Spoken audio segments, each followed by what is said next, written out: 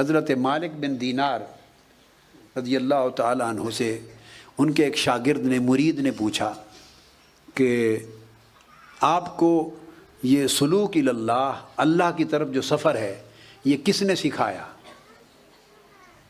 اللہ کی طرف جو سفر ہے آپ کو کس نے سکھایا؟ آپ کا مرشد کون ہے؟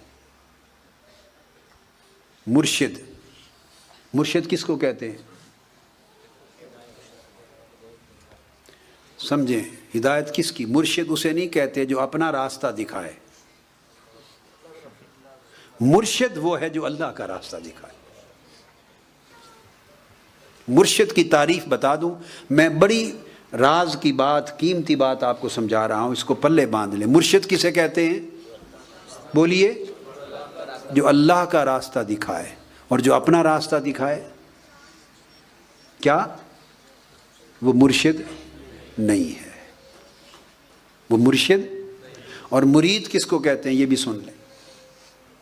مرید کی تعریف کیا ہے؟ جو اللہ کا ارادہ کرے وہ مرید ہے۔ اور یہ تعریف حضور سیدنا غوث العظم شیخ عبد القادر جیلانی رضی اللہ تعالیٰ عنہ کی، اور ہر کامل نے یہ تعریف کی ہے۔ الغنیہ، غنیۃ الطالبین میں مرید کا باب بنایا، اور مرید کی تعریف یہ جو اللہ کا ارادہ کرے۔ ہمارے تصورات بڑے خلط ملط ہیں،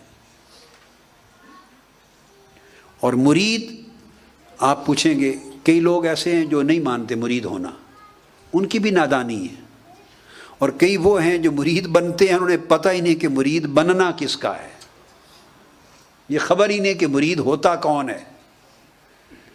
مرید حکم الہی ہے، اور مرید کہاں سے نکلا؟ قرآن مجید کی آیت کریمہ سے نکلا۔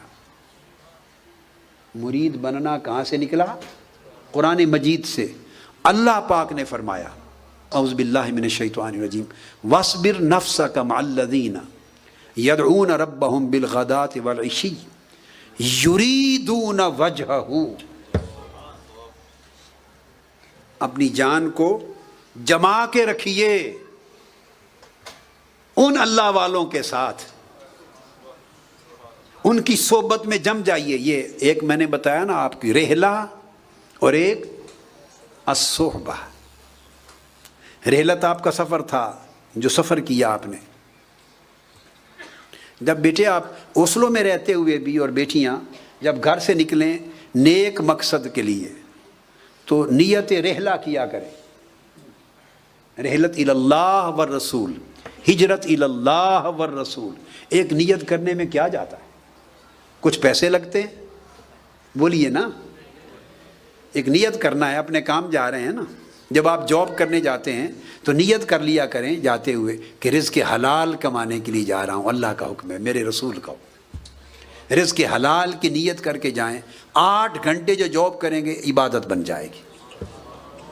تو اسلام سے زیادہ جھولیاں بھرنے والا آسان دین کوئی ہے جی؟ تو نیت رحلت کی کرنا جب کریں، ہجرت اللہ کی، ہجرت الرسول کی، رحلت اللہ، رحلت الرسول۔ اور دوسرا یہ صحبت جس میں آپ بیٹھے ہیں۔ اللہ پاک نے فرمایا، حضور علیہ الصلوۃ والسلام کے ذریعے امت کو حکم دیا، اے امتیو، ان لوگوں کی سنگت، صحبت اور رفاقت میں جم کے رہا کرو، جڑ جاؤ ان سے۔ وَاصْبِرْ نَفْسَكَ مَعَ الَّذِينَ، ان کی معیت میں جم جاؤ۔ کون لوگ؟ يَدْعُونَ رَبَّهُمْ بِالْغَدَاةِ وَالْعِشِيِّ، جو صبح و شام اپنے مولا کو یاد کرتے ہیں، جو صبح و شام اپنے مولا کو یاد کرتے ہیں۔ اور یاد کس لیے کرتے ہیں؟ اس لیے اب وہ ہے خاص بات، صبح و شام عبادت کرتے ہیں اللہ کی، اللہ کا ذکر کرتے ہیں، اللہ اللہ کرتے ہیں، ذکر کرتے ہیں، نماز پڑھتے ہیں، عبادت کرتے ہیں، تلاوت کرتے ہیں، اللہ کی یاد کرتے ہیں طرح طرح سے، طرح زبان سے بھی اور دل سے بھی اور اپنے اعمال سے بھی، بدن سے بھی اللہ کی یاد کرتے ہیں صبح و شام۔ کس لیے؟ کہ ہم مقدمہ جیت جائیں؟ نہیں، اللہ کی عبادت تسبیح کرتے ہیں، ذکر اذکار کرتے ہیں، کثرت کے ساتھ تلاوت کرتے ہیں، اس لیے کہ ہمارے کاروبار میں برکت ہو جائے، انکم بڑھ جائے، تنخواہ بڑھ جائے، شادی ہو جائے، پسند کا رشتہ مل جائے، اولاد مل جائے، جو جائز ضروریات ہیں دنیا کی، جائز ضروریات ہیں، کیا وہ شامل کیا جا رہا ہے کہ اس لیے کرتے ہیں صبح و شام اللہ کو یاد تاکہ دنیا میں ان کی جائز ضرورتیں پوری ہو جائیں؟ میری بات سمجھیں؟ تو فرمایا اگر اس خیال سے اللہ کو صبح و شام یاد کرو گے تو مرید نہیں ہو۔